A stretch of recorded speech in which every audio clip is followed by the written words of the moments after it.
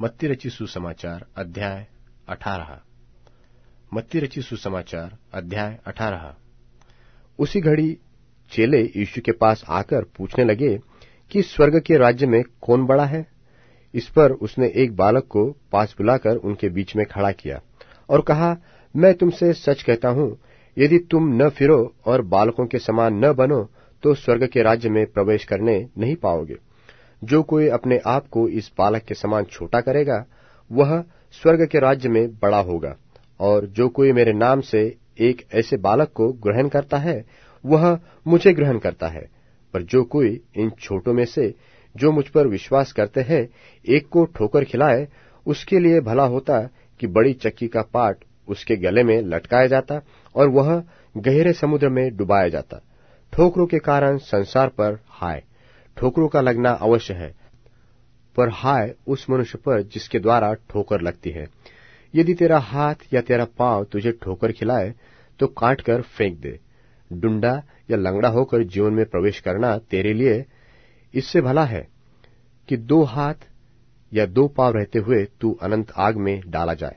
और यदि तेरी आंख तुझे ठोकर खिलाए तो उसे निकालकर फेंक दे। काना होकर जीवन में प्रवेश करना तेरे लिए इससे भला है कि 2 आंख रहते हुए तू नरक की आग में डाला जाए।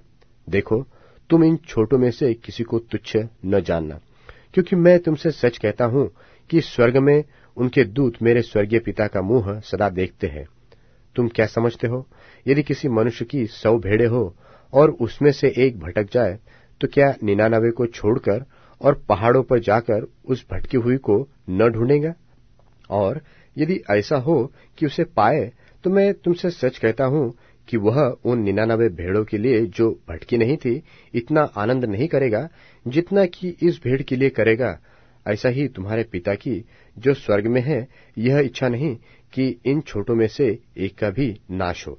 यदि तेरा भाई तेरा अपराध करे तो जा और अकेले में बातचीत करके उसे समझा। यदि वह तेरी सुन ले तो तूने अपने भाई को पा लिया।